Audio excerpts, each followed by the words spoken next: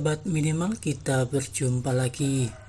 Kali ini saya mereview anime yang berjudul Kinsou no Vermil episode ke-10, dimana episode ke-9 kita diperlihatkan Alto dan teman-temannya berhasil lolos ke tahap ujian selanjutnya, yaitu ujian tulis.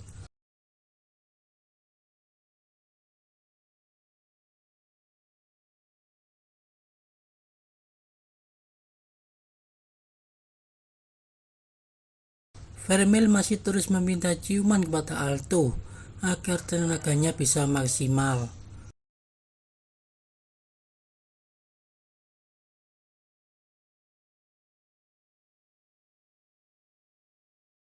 Tak disangka, Lolit muncul langsung membunuh salah satu murid guna ikut ujian tulis sebagai peserta, guna agar lebih dekat dengan Alto. Apakah Alto selamat kali ini? Oke guys, langsung saja kita review animenya.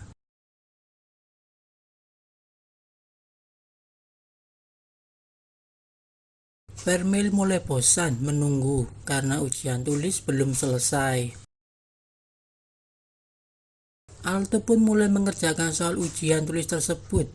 Namun teman sebangkunya, Lolit, malah tidur membuat Alto terkejut dan tidak fokus. Pertanyaan ujian tulis kali ini lebih sulit dari tahun lalu, malah lebih mirip ujian Silver Square, tapi Alto yakin bisa menyelesaikannya. Tak terasa waktu ujian hampir selesai. Lolit pun bangun langsung mengerjakan soal tersebut dengan cepat, membuat Alto kaget.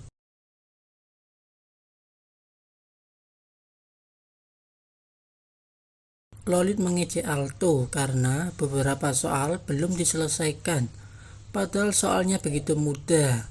Pengawas tahu mereka berdua ngobrol langsung menegurnya. Tiba-tiba salah satu pengawas memberitahu bahwa ada salah satu murid tewas di toilet, membuat heboh ruangan tersebut. Padahal peserta ujian tersebut sudah lengkap. Pengawas pun curiga kepada Lolit. Lolit langsung mengeluarkan jutsunya berupa benteng raksasa. Para murid kaget dan Vermil merasakan aura jahat, langsung pergi menuju ke tempat Alto. Lolit menjelaskan kepada Alto bahwa ia adalah orang jahat. Salah satu pengawas bernama Mackenzie, pangkat Letnan 1, mencoba menghentikan Lolit, namun gagal, ia malah tertangkap. Dugaan Alto benar bahwa Lolit merupakan sekutu dari Pak Obsidian. Parans juga datang menolong rekannya yang ditangkap Lolit dengan menghancurkan sebagian bentengnya, dan Vermil muncul menggunakan jurusnya. Alto juga tidak ketinggalan menggunakan jurus kristalnya, namun tidak ada efek sama sekali. Lolit justru semakin semangat untuk mengalahkan mereka semua karena Parans berhasil menembus bentengnya, padahal jarang sekali bisa menembusnya. Parans mengetahui identitas aslinya, yaitu Lolit, sang kehendak ilahi, merupakan penyihir termuda, jenius, dan paling kuat yang berhasil menembus Platinum Square. Kekuatan sihirnya bisa menciptakan makhluk hidup yang setara dengan Tuhan. Lolit tersipu malu dipuji oleh Parans merupakan kolonel ahli pertarungan sihir. Ia beranggapan bahwa dirinya bukanlah orang jahat. Lilia pun khawatir dengan Alto mencoba menyelamatkannya, namun dihadang oleh pengawas lain guna menyuruhnya pergi menyelamatkan diri. Dengan kekuatan sihirnya, benteng tersebut berubah menjadi robot meriam tembak. Semua yang ada di sana kaget. Lolit dengan yakin mereka semua tidak bisa mengalahkannya. Setelah berada di luar, Lilia dan teman-temannya mencoba menolong Alto, namun dihadang lagi. Para pasukan lain juga datang untuk menyelamatkan mereka. Lilia dengan berani menerobos masuk lagi. Tak disangka saat mereka semua masuk menuju ruangan itu, mereka hanya berputar-putar saja satu arah dan kembali ke tempat asal. Ternyata sihir tersebut adalah sihir penghubung ruang yang dikendalikan oleh temannya Lolit, yaitu Heliodor. Pertarungan semakin seru, tapi mereka semua kalah serangan.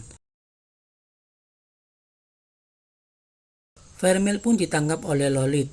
Alto dengan amarahnya mencoba menyelamatkannya dengan menggunakan energi sihirnya berbentuk emas yang menyelimuti seluruh tubuhnya.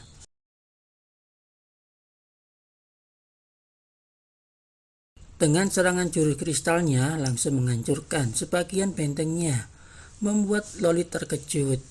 Vermeil dan Parangs juga kagum dengan kemampuan Alto sebenarnya. Alto dengan janjinya akan menyelamatkan Vermeil apapun yang akan terjadi. Saat mau menyerang, Alto dihentikan oleh kesatria milik Lolith yang merupakan jutsu favoritnya. Ia tak menyangka harus mensummonnya. Alto terluka parah menanyakan tujuan sebenarnya Lolith. Lolith pun dengan santai menjawabnya bahwa tujuannya adalah menghancurkan dunia. Maka dari itu ia membutuhkan kekuatan iblis untuk mewujudkannya. Karena iblis juga tidak berguna di dunia ini. Alto sekali lagi marah mendengar jawaban Lolith. Mencoba melawannya, namun bisa dihentikan dengan mudah oleh Lolith. Vermeil pun berubah menjadi wujud monster iblis, namun bisa dihentikan dengan merantainya, sehingga kekuatannya dikunci, membuatnya menjadi normal kembali.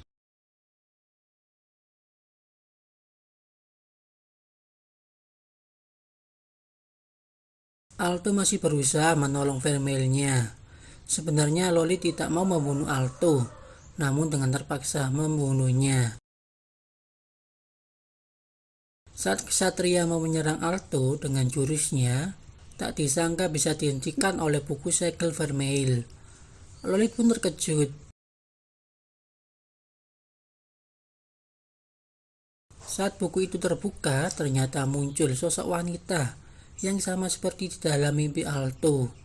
Ia adalah penyihir purwa, merupakan orang pertama yang berhasil menembus dasar jurang sihir dan menyegel Vermeil.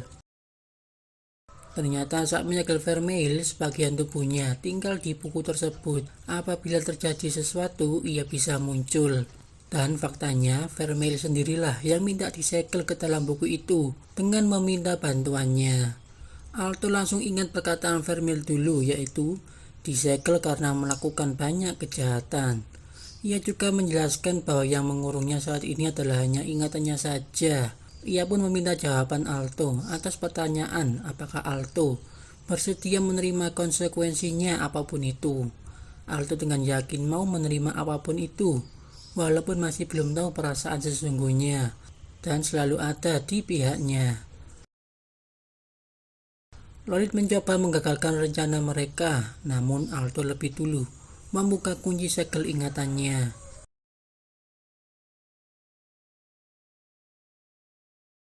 Mereka pun berpindah di alam hati Vermeil, merupakan dunia ingatan yang sulit ia lupakan. Dunia ingatan ini tidak terikat waktu yang ada di dunia luar. Ia pun memperingatkan Alto kalau tidak bisa menyelamatkan Vermeil, maka kesadarannya akan terjebak selamanya di sini. Tempat ini adalah 550 tahun yang lalu, saat Ortygia masih disebut benua. Vermeil waktu kecil pun muncul. Apakah Alto bisa menyelamatkannya? Oke guys, sekian review dari saya. Jangan lupa subscribe, like, share, dan komennya untuk video terbaru selanjutnya. Terima kasih.